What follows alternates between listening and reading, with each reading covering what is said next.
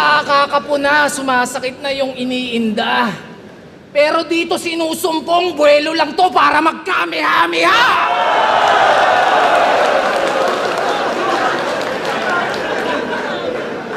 Sabi nila, di daw ako ubra, kasi well-rounded to. Kung skill set pag-uusapan, lamang ka sa akin, aminado. Consistent pa kada laban. Ikaw pa may pinakamaraming panalo. Ang kaso, napansin mo, pag wala kang laban, di ka hinahanap ng tao. Oo, nandun na tayo. Meron kang puso at talento. Pero di ka kawalan sa entablado. Wala ka kasing hinahain na bago. Patunay lang na magaling ka, pero walang special sa'yo. Samantalang ako, eto, nagpapatawa. Yun lang, wala nang iba. Pero kung dun mo ako sinukat, nagkamali ka ng pagtansya. Huwag kang bumasi sa armas o anong klase yung kargada. Dapat ang inaalala mo kung sino bang may hawak ng sandata. Diba? Kaya ang lagi nilang puna, hindi ka naman nagmumulti. Yun ang ginagawa nila. Ang isipin mo, ulol, paano kung ginagawa ko pa?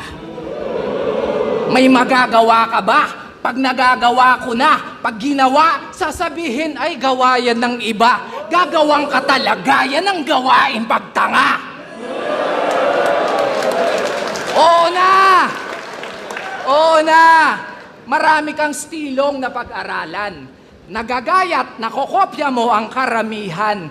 Pero may isang bagay kang nalilimutan. Tanging ako lang andi mo mananakawan. Pagkat karisma ay hindi naman natututunan. Paano ba naman? Puro gaya-gaya, yung bara, niyang baon-baon. E papano itong Marco nagpapakamarlon? Ganyan tong si Lacson. Oo, toxic kalason. Pollution ka sa battle rap kasi yung binubuga, carbon. Ano yon? Feeling mo pag pinaghalo-halo mo mga MC? Feeling mo cool pag pinaghalo-halo mo mga MC? O let's see. Yung boses, Zaki. Yung swag, JD. Yung amoy, Husky. Yung ilong, Andy. Yung height class, G. Yung katawan, Tipsy. Mukha kang Ilocanong Cripply.